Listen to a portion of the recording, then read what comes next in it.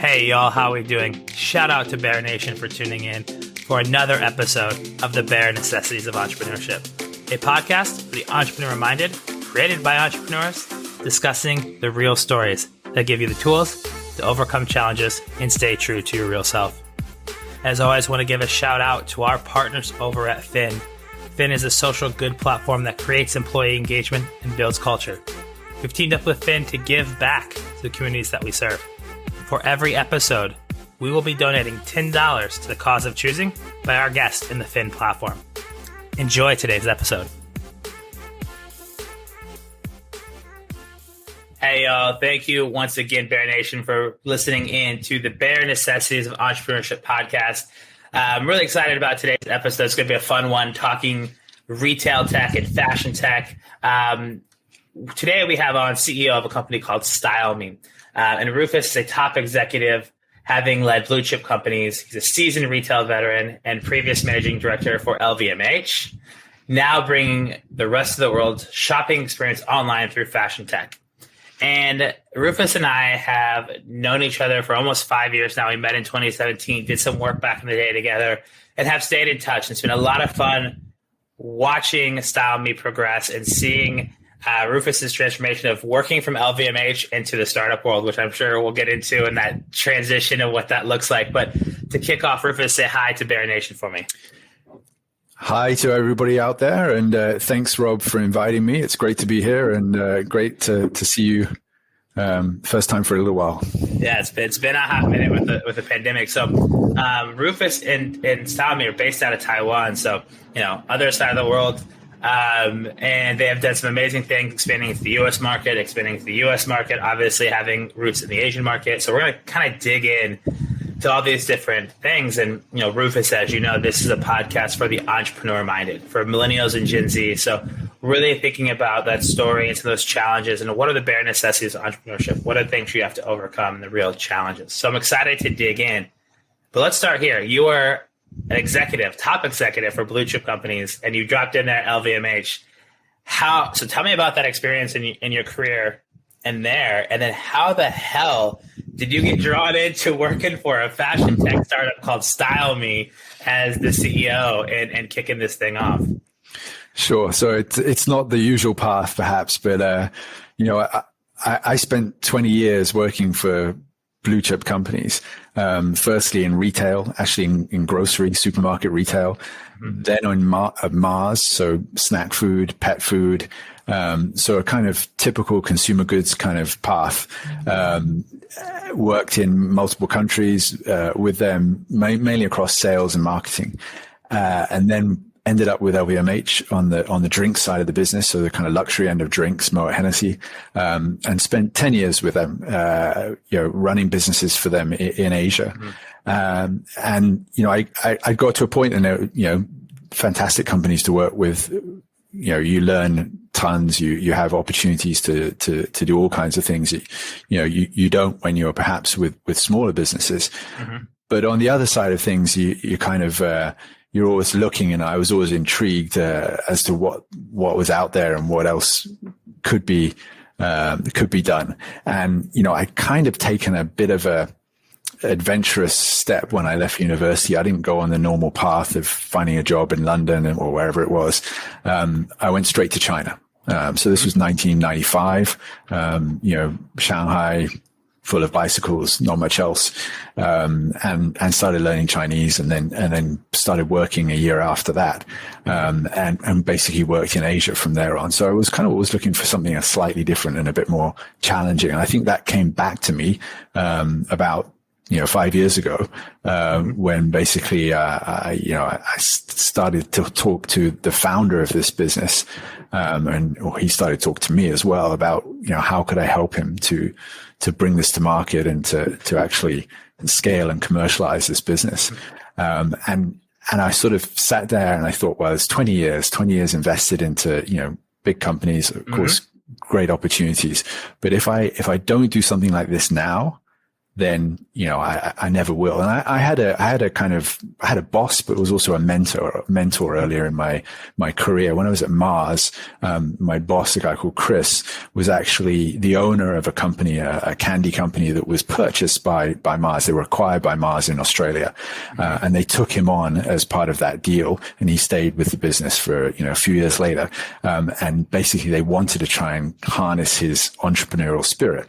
And he always said to me, if you're too comfortable and you're sitting on the sofa in the evening, and you're surrounded by your family, and you're used to your kind of nice holidays and your nice, nice car or whatever, you're never going to go and be an entrepreneur. Yeah.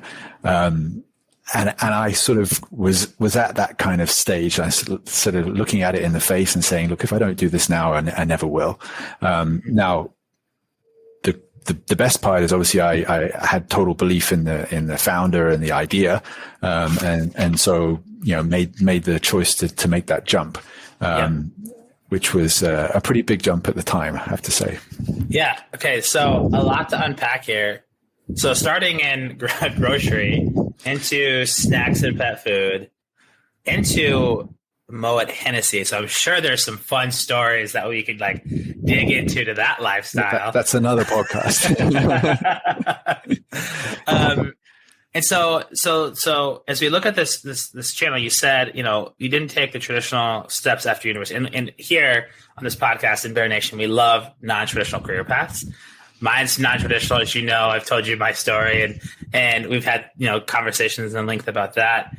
So what was it that made you? So you're from the UK, right? What part of England are you from? So I'm from the UK. I'm down south near Oxford. Okay. I went to university up in the north, but I'm from there. But I wasn't kind of settled or satisfied with staying around home and just taking the kind of standard career path. I wanted to do something different. So when I was at university, I was very much inspired by one of my professors around China and Asia and that whole course that I was taking on.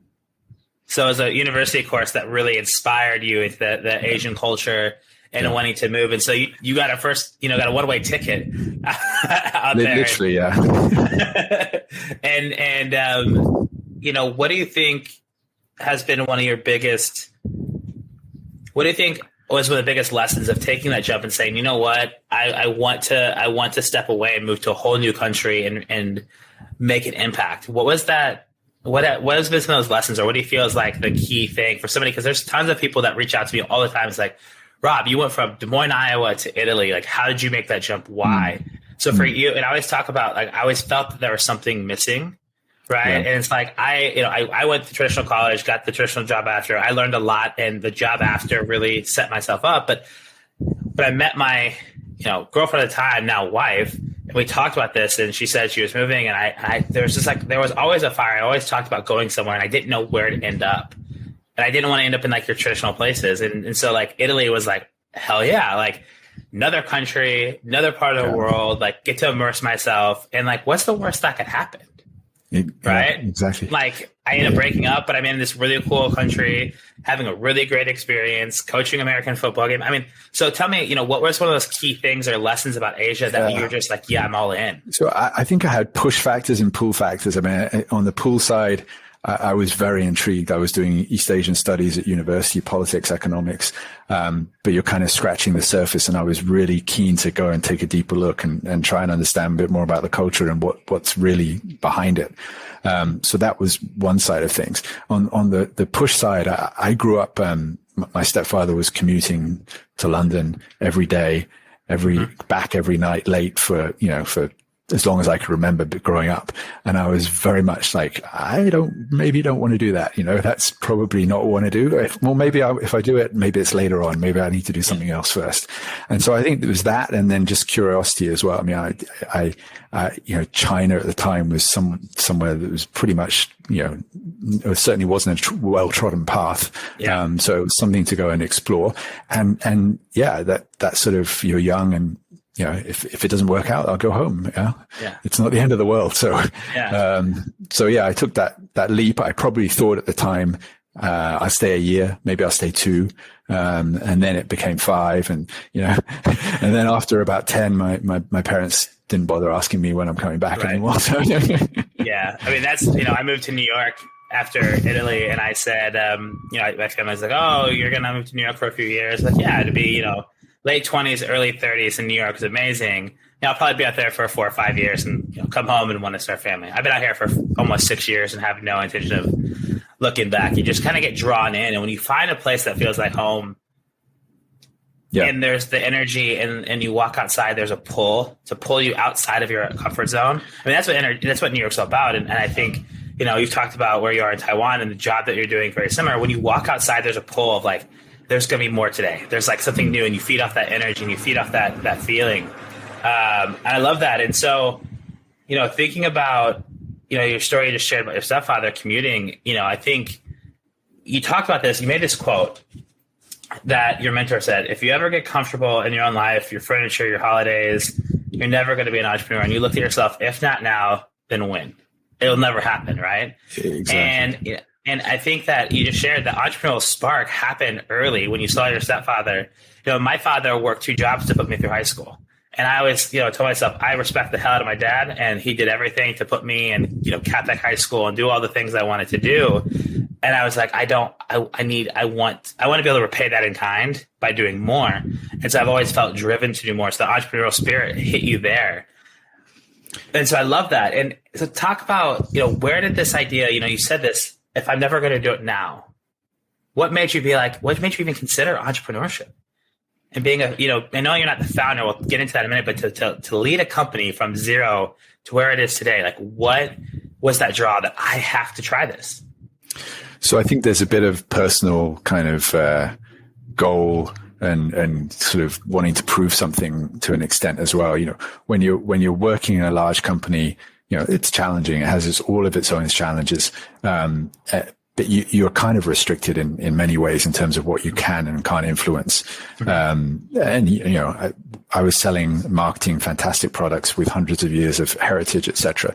You can't move too far left or right at the time. Yeah. Now this was something that was totally new. This was a blank sheet of paper, and there was all kinds of opportunity for innovation, disruption, whatever, all those cliche words. But there was a real opportunity, and there's a real consumer need. And I think that goes back to the beginning of my career. I've always worked on consumer, and I've always been only interested in ever working on consumer facing products, services, and there have to be something that I would be interested in using myself. Whether it be on the retail side, whether it be through, selling chocolate, or alcohol, it's all something that you all the vices. You can resonate. You can use it yourself. You can actually go out and see consumers consuming it, which is quite rare. If you're selling washing powder, you can't see people using it. Yeah. With chocolate, you can. With alcohol, you certainly can. So this is kind of where I came from. So for me, it had to be consumer. If it was something that was very technical behind the scenes, it wouldn't have been able to, I wouldn't have been inspired or passionate about that. Because I think for me, a lot of it is passion. I think you can't underestimate passion overcoming, along with the perseverance that comes with passion, the challenges that are ahead. Yeah. Yeah. I love that. So, for you, there was this pull, 1, to prove to yourself that there's more. 2, step outside that comfort zone of being able to make a bigger impact because you felt it and you really were excited about that. And then that passion, there was a pull to make an impact at the consumer level and something totally different. So let's talk about this. So what is Style Me? We haven't gotten to that yet as we've gotten into it. So let's talk about what Style Me is. And then I want to talk about your story and meeting the founder and that whole thing, because it's such a cool story. So essentially, we're trying to bring the real world shopping experience online. So we're allowing you to try on clothing, style clothing, get that fit recommendation, but also see what it's going to look like on your body in a 360 environment, but all on an e-commerce site. So we're replacing the fitting room, replacing the to an extent the touch and feel of shopping in store, or at least trying to, as much as possible, take that into an online experience, knowing that it's never a complete like for like. So that's what we're all about. And, you know, we work with apparel retailers, and, you know, small and large, and have been doing so for the last, few years. We actually started the company in 2015. The engineer team are here in Taiwan, but the commercial side is in New York and in London. That's awesome. So I love that. So one, Style Me is really cool. And we're going to talk about an event that you did in New York that I thought was super awesome. We'll come back to that, but I want to talk about how you got here, right? So, you know, not every, and I've shared this before, I use this cliche a lot, not every coach was a great player. Not every great player is a good coach or is a great coach, right? And so the founder of Style Me isn't the one who said, I'm the one to lead this. It's, I want to fund this business. I believe in it. I have this idea, but I need somebody to go execute that vision. So, and Jonathan, right, is the founder. Yeah, correct. So as Jonathan had this vision and had this idea, talk about how he kind of wooed you into this and how he talked to you about this and said, here's what I'm looking to, here's that blank slate. And what was that process like of evaluating that against that comfortable life with Moet Hennessy? You know, you've already talked about why you joined, but like, I just walk me through that decision-making process and that story a little bit for those to hear how you process through this. I mean, Jonathan's a fantastic and very impressive through and through entrepreneur. So he's had multiple businesses, you know, spun some of them off across different verticals, but mainly in the fintech space, and hugely successful from a young age, but driven, unbelievably driven. And when you talk to him and when you actually, you know, connect with him, he is very clear and very convincing in terms of his own vision and his own path that he wants to take a business on. It doesn't mean that he wants to be the operator and get it, you know, done necessarily, but he has that vision, and he has certainly very different and lateral way of thinking around challenges and coming up with solutions that you just wouldn't really think about. He's an engineer by background, so he's technically, you know, superb, and you know that's his path. And you know, I'd been fortunate enough to meet him probably about 4 years before that, through one of our Moet Hennessy events, in fact. And having sat next to him at dinner and then sort of started a kind of friendship from there, you know, that along the 3 or 4 years that I knew him before I joined this business, he'd always talked about what he was doing, the different businesses he was trying to start, etc. And this one came along, and we had a fair amount of discussions probably over about a year before this actually kind of came together. So yeah. It took a little wooing to get you to move the needle all the way over to convince you. It took a little bit of wooing, but he also needed to think through how best probably to use me, or how I could be a fit within that. And so, yeah, it's very much a partnership in that respect. And he has been fantastic in supporting the business, but giving us enough freedom to really go and develop. Yeah. Develop. I love that. And well, one, I know that, you know, it's awesome to hear about Jonathan being a multiple founder, great entrepreneurial background, which one gives you a lot of opportunity to learn and grow from, right? And as you step into the entrepreneurial world and take on this leadership, and two, also knowing, and this is the sign of great leaders, is when they know they need to bring in people smarter than them or more skilled in certain areas that can execute the vision. They might have vision, but sometimes they're not always the person, right? I talk about this book all the time by Dan Sullivan, Who, Not How. Right? Bring in the right people. And so for you, one, it was a process. It was networking, right? I love the power of networking. In fact, I have a book coming out in the fall about the social soul, how to master your personal and professional brand through intentionality and authenticity. It's all about how to leverage that to create value-added networks, how to create real relationships. And so if you've never met Jonathan at an event and created that friendship first, right, business comes. And so two things kind of happen for you. One, you networked. You had to, right? Working for LVMH and Mo Hennessy. But two, you put intentions out there, right? Jonathan would have never seen that spark if you hadn't said, at someday I would love this entrepreneurship thing, right? So speaking the power of intentions and letting people know, and then not jumping at it, right? Letting it happen. I think for all those listening out there, a lot of entrepreneurs, it sounds like this beautiful story. I had this idea, I launched it, I went through a challenge, I got funding, and I grew. Sometimes you might need to go do 5, 6, 7 other things. You might need to go through a few failed attempts or no's before you find that thing that's like, yes. And it's don't jump to be an entrepreneur just because you want to be an entrepreneur. Jump because you want to be an entrepreneur or entrepreneurial-minded at the right opportunity, at the right time with the right things, and know that when you're ready, if not now, then when, you just got to get started. So I love that story, and, hearing and kind of seeing that evolution from when we first met to where you are today. You've learned so much, right? Absolutely. So let's talk about that. This is a whole different world for me. I mean, I was coming from a consumer goods sales marketing, pretty, I don't want to say straightforward, but there's a bit of a formula there, and you're coming to a space where there isn't anything existing, and it's tech. It's a language that I don't necessarily understand, or didn't at the time. And you're basically looking to develop a business model that doesn't even exist. So that you have to really, start from scratch, but you have to pull on all of your senses, whether it be your commercial senses or people wise, and think about how you can structure this into something that can work. And for sure, the first few iterations don't work. So you got to be prepared for that as well. Yeah. Right. Adaptability.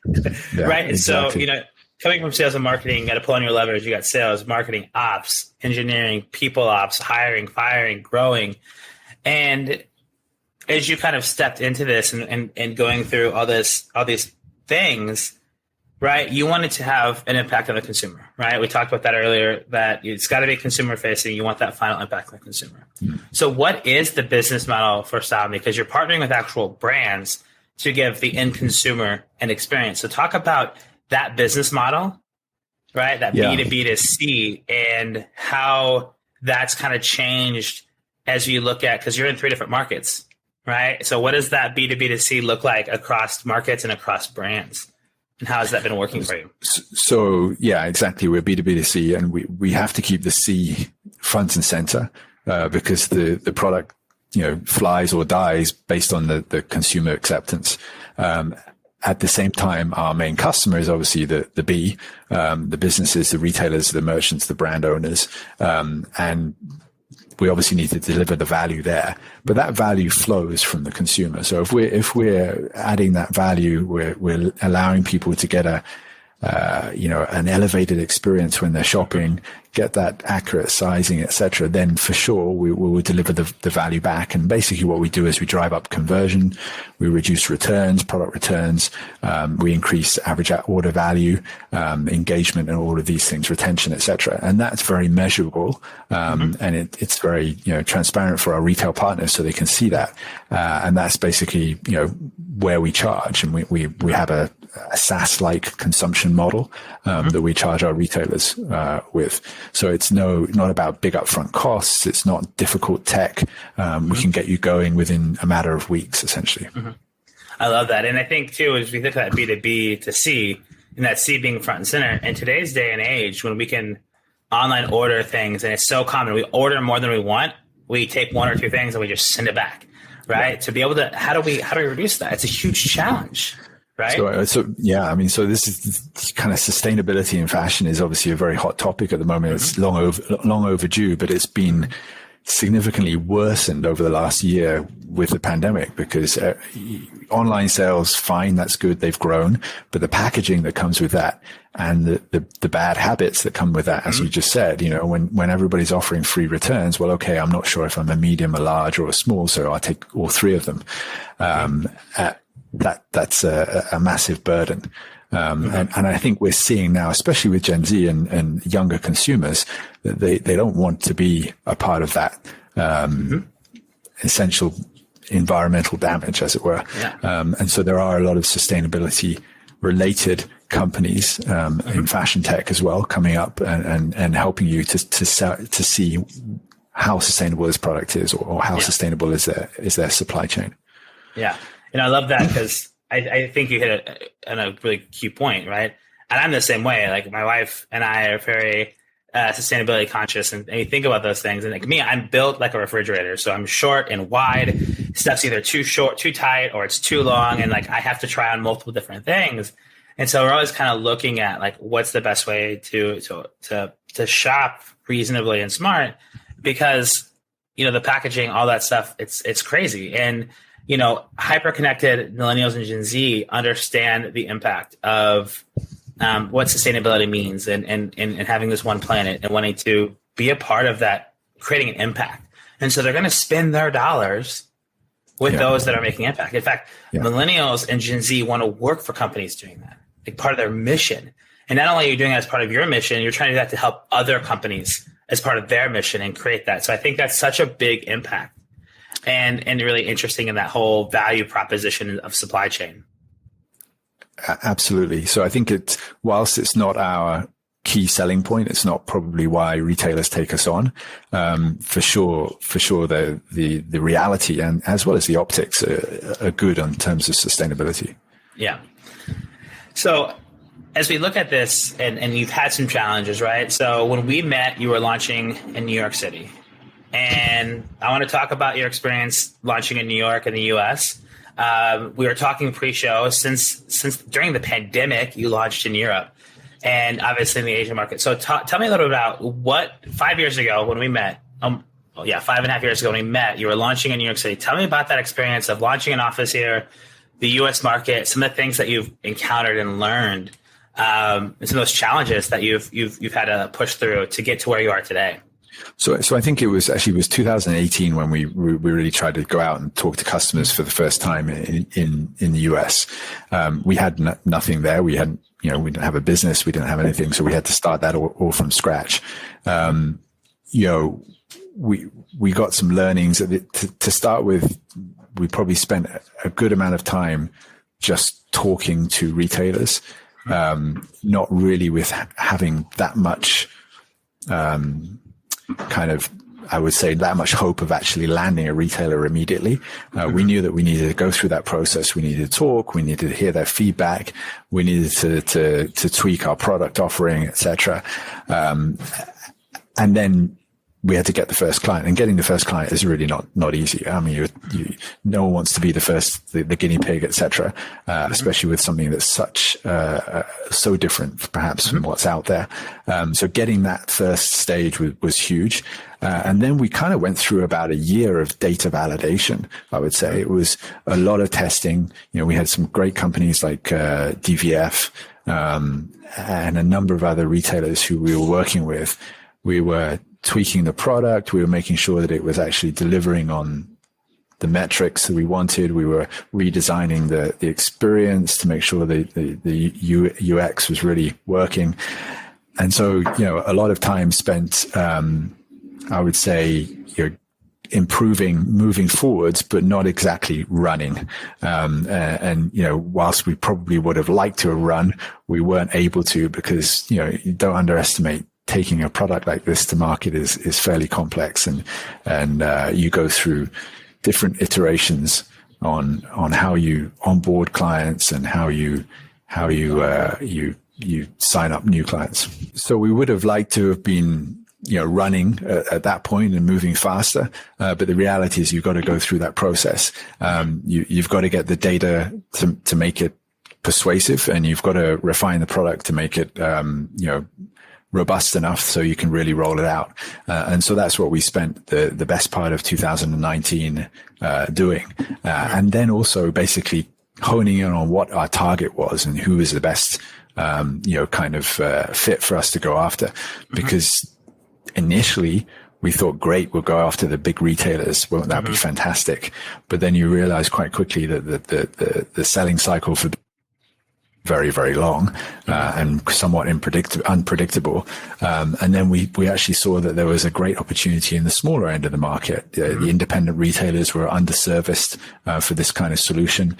They have exactly the same challenges, whether it be on conversion or boosting retention and all these things. So we basically took it as a kind of very simple, almost plug and play, but to the independent market, there obviously the sales cycle, the decision making is much faster, and that's basically where we've been focused. As we went into COVID, that was the situation, and COVID obviously put a few spanners in the works. Whilst it pushed everybody faster online, it wasn't in the grand scheme of things. It's not good for anybody in terms of retail stability and everything else and focus. Certainly going into the second half of last year, we had a great pickup and a surge in demand based on what we've been able to achieve. And that's kind of continued into 2021 as well. You mentioned that we moved into Europe as well, and that was really in the height of the pandemic. We'd been looking at how we expand geographically. We've been talking to some people in London since the 2019 quarter three. We've been building that relationship. We've been looking at the model, how best to do it, the resources, etc. And we were going to do it, in February, March, and then with the outbreak of COVID, we pushed it back, and then we went in July, and obviously we did that pretty much all remotely, which was somewhat of a challenge. But fortunately, we'd had the guys once over to Taiwan previously, so they at least had a feel and a sense of what we were doing. But basically, we had to do everything remotely. So it worked. You become quite agile at the ways that you have to train and get people to the right level where you want them to be. I mean, previously I was traveling a lot. I was in New York regularly. I would have been in London regularly, but obviously none of that's possible. So you manage in front of this screen. Yeah, I love that. I mean, a couple of the key lessons that were shared here is you came to New York in 2018 with the intention that, in most entrepreneurs, most businesses that I see come into the market, especially into the US from outside, the first thing they try to do is they think, we're going to get a sale in the first 30, 60, 90 days. And as you just shared, it's, and I took good luck. You want to close 30 deals in 6 months? Good luck, right? You have no brand awareness, no brand equity. You have a lot to learn, right? And so the first key thing is understanding what the sales cycle is, especially in a new market, right? You just talked about Europe, in the US. And so you spent almost a year talking to customers, doing discovery, getting feedback, working on user experience, which led to, DFF is not a small brand by any means. DVF. To get that as a test and a partner to start kicking things off. And then this understanding, like everyone wants to go whale hunting, right? And it's like, do you go bottom up or do you go, catch a whale? And everyone has different opinions. And I think 1, depends on the product and service. 2, traction and scalability. And 3, talk to your damn customers. Ask them. You finally, through all that, you saw that the independent retailers they're underserviced and needed the support, and was able to really create a plug and play approach, which lifted, opportunity to grow, to run product testing even further, which led into all these different things.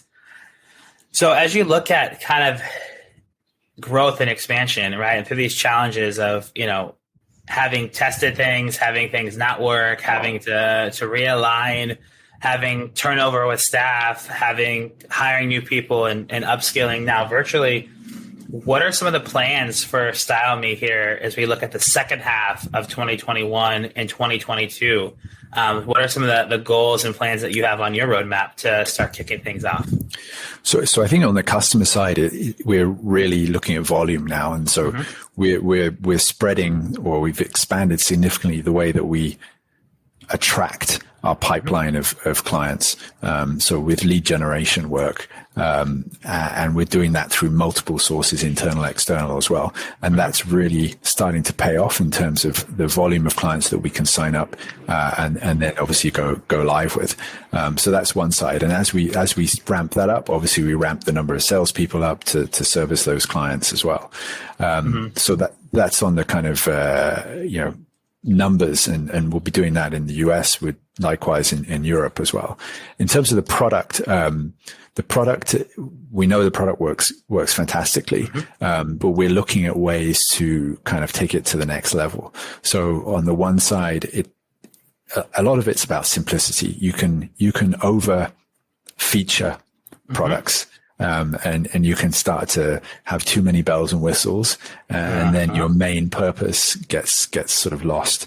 And so we're really very focused on that, and also about performance. I mean, performance is everything when you're online, and making sure you can maintain really fast, really slick, really stable, and high quality imagery, at scale. Is not to be underestimated.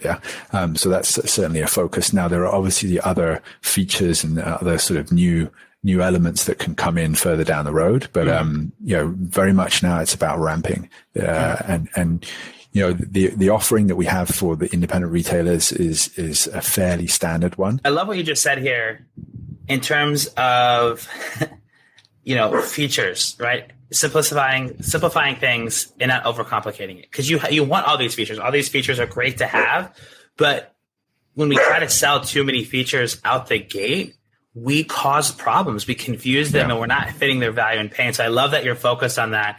And then performance, right? Online, everything needs to be high quality, high performance, and so I love that that's kind of the focus for the coming years as we look at this.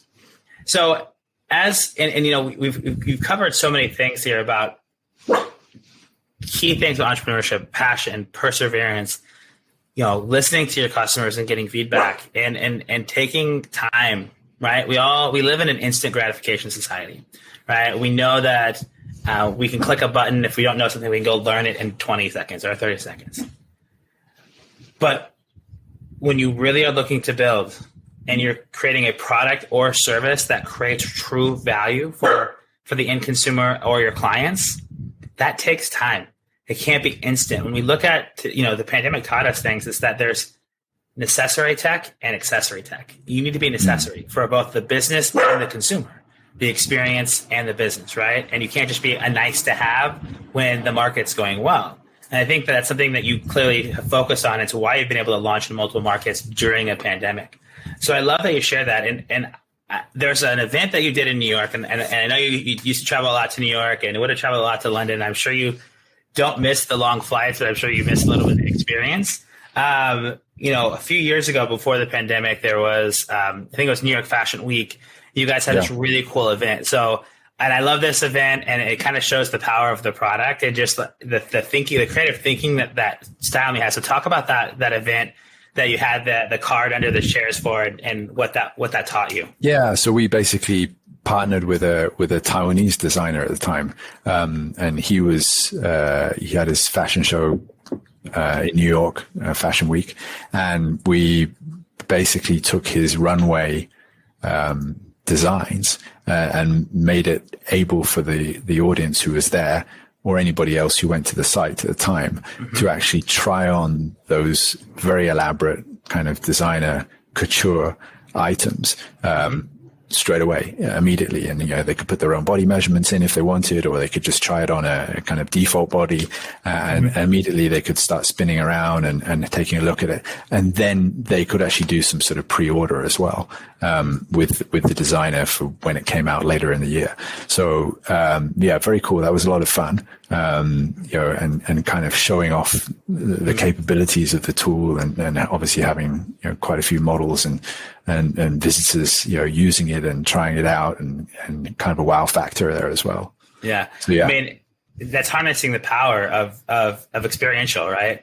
You're there at a show, you're seeing all this elaborate stuff, and then it's like, oh, that would never look good on me. Well, you may be wrong, right? Yeah. Let's take a look. You don't know how things are going to look on you until you try it, and if you have that fear, it allows us to try things that we might never tried before in fashion.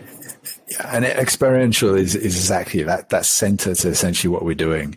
You think about it. You go to a fitting room in the middle of winter, You don't really want to take your clothes off, try on 3 different, 4 different, 5 different outfits. Maybe one of them you might like. There's a lot of hassle in that process. If you can do that online, make it simple, make it quick, make it easy for you to try on all kinds of stuff that perhaps you wouldn't if you were in store. That's very engaging, and it's fun. It's fun at the end of the day. We're trying to create some fun. People should have fun with the tool as well as kind of use it for decisions. Well, and also too, something that I've always liked, because I like going to a store and feeling and touching, but I'm like, my wife's always like, try that on. I'm like, that's too much work. Right. So like also to be in store and see something you like and not be sure, and instead of going and taking, especially in the winter when you're wearing multiple layers and you're sweating in the store because it's so hot and then you're cold outside, you don't feel comfortable. And then the lighting in the fitting room makes it look better and you don't feel like you get to see it in real life. So even from that, for those say, well, I want to go in store and shop. Well, Style Me, you can still go in store, but you save yourself the fitting room time, or you save yourself the fear of, ripping all your clothes off to try something on. Exactly. So we're working on some programs at the moment where we would actually take the tool in store as well, and use it in store to essentially skip the fitting room process, and let you try on, especially for extended sizes, perhaps, where not all the sizes may be kept in the store. Inventory's not there.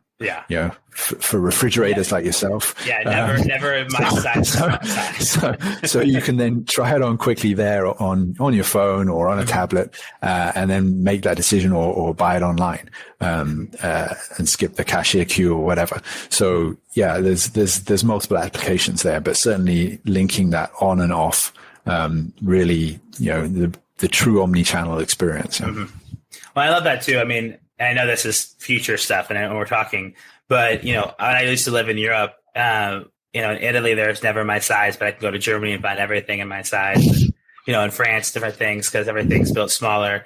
But to be able to have some sort of application too, where it's like I'm traveling abroad and I find something I like, but I don't have any room in my suitcase. I can order online, ship it home, right? Do those. There's so many applications in the future of retail, which I know you have a podcast talking about the future of retail. So I'm sure that there's, and I've listened to some of the episodes, but there's a lot of this stuff being discussed right now of like what the future of retail is and how we can create a more experience to it. Yeah. But we have a number of clients who use the tool globally across regions, and they use it for that very, very reason. The sizing in France is different from the sizing in Germany, etc. And people's view of an M is different from someone else's view of an M, and sizing, frankly, between seasons even changes. So, yeah. And so, one of the things that I know that we've talked about kind of pre-show is you've got some initial funding. You've talked about potentially raising the next year or two. Is that still on the roadmap? Has that slowed down with COVID? What's the future look like for the growth? Sure. In your raise? We managed to close a kind of pre-A bridge round earlier in the year, and we will do an A round. Should be by the end of this year. So that's the plan. Awesome. And using to help scale with the multiple markets and take exactly help scale with markets, and as well as support some of the other applications, whether it be in store as well. Love that. So, and I know that we're coming up on time here, so we've got those kind of final questions that I always like to ask. And I love this idea of where you were in Taiwan to coming to the U.S. and launching in Europe, and how this global scale looks like. And for those out there listening, if the message hasn't been clear, it's 1, understand that it takes time. 2, talk to customers.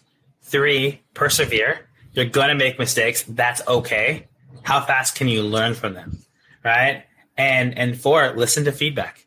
Take as much feedback as possible and leverage that. Those were I have, for those that are watching, I have 3 or 4 sticky notes of stuff that Rufus was saying. And I think about these messages for entrepreneurship and the bare necessities. When you think about those 4 things, if you're starting a business now or planning on, those are 4 things you need to think about. The biggest thing is, what does the customer want? What pain are you solving, and what value do you bring to that?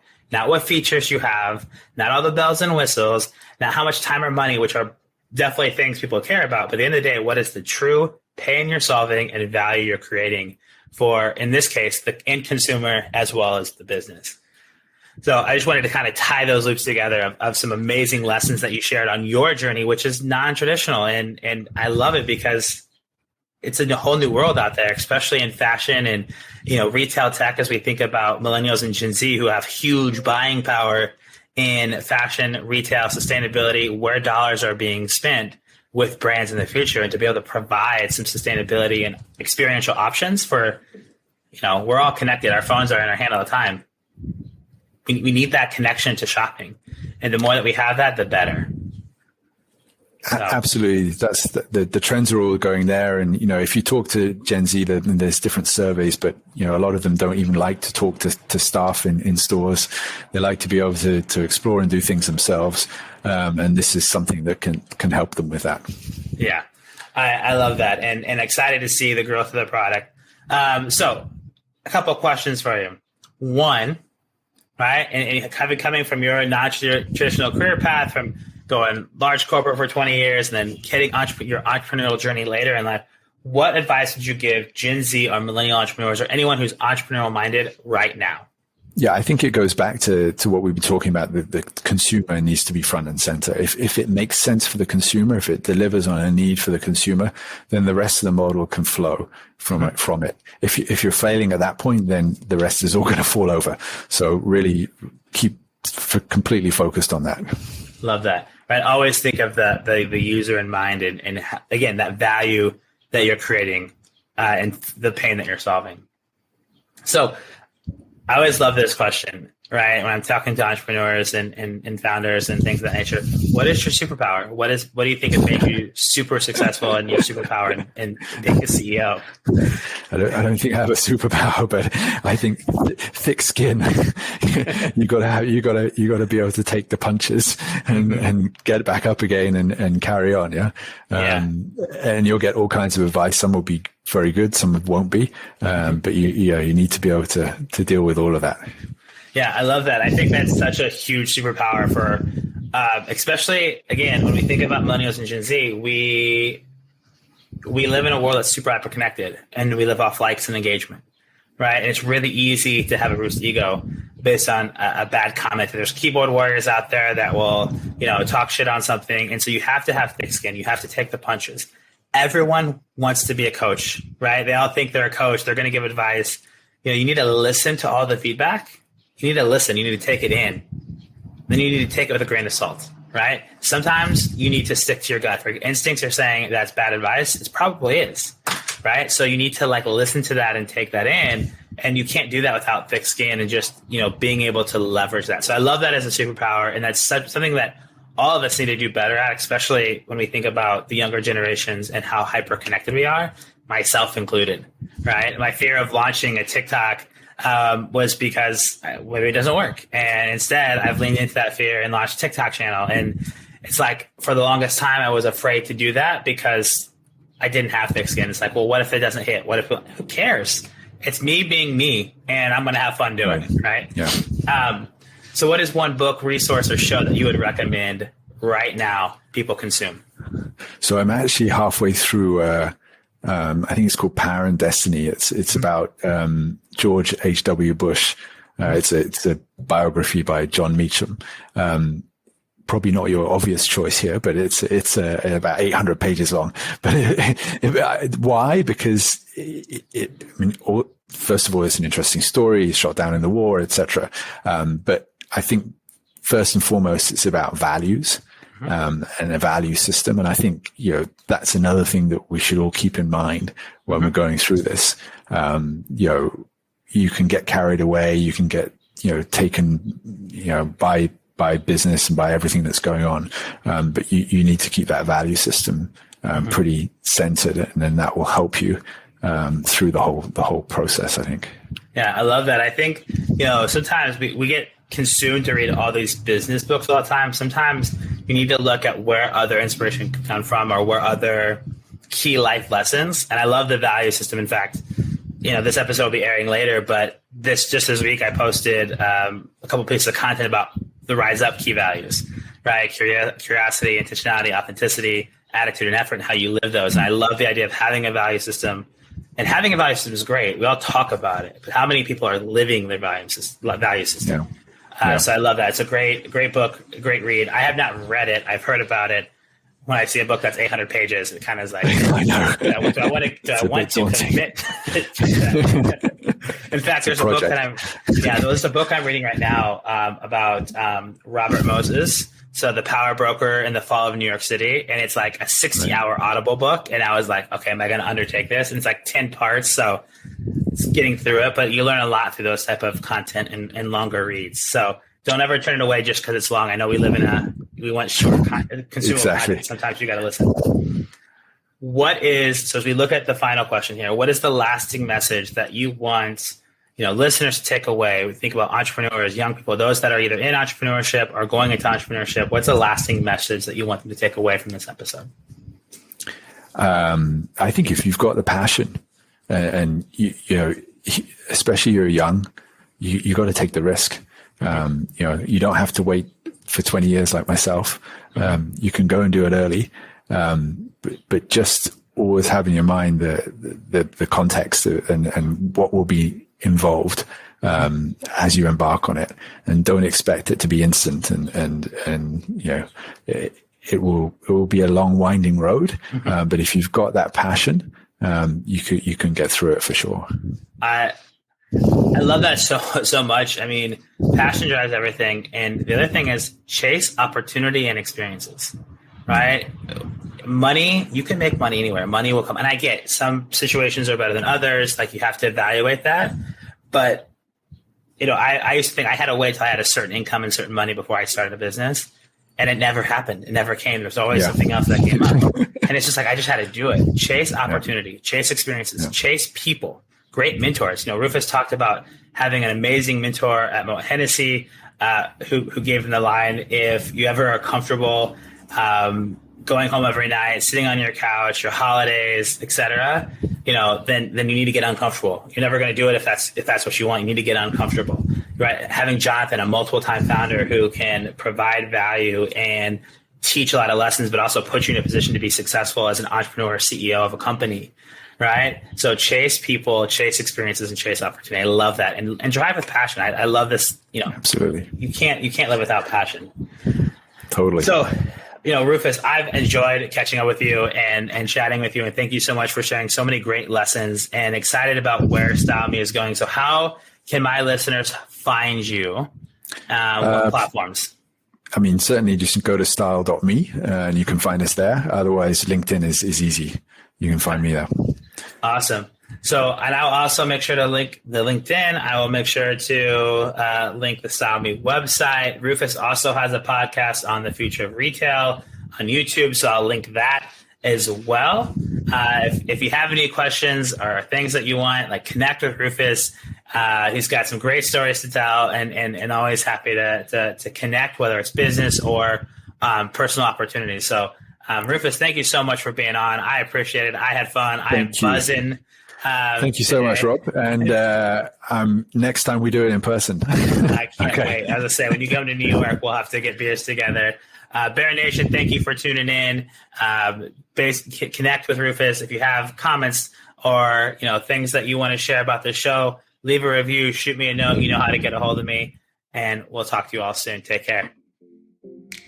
Bear Nation, once again, thank you for listening to the Bare Necessities of Entrepreneurship. If you enjoyed this episode, please subscribe and leave us a review. And until next time, take care.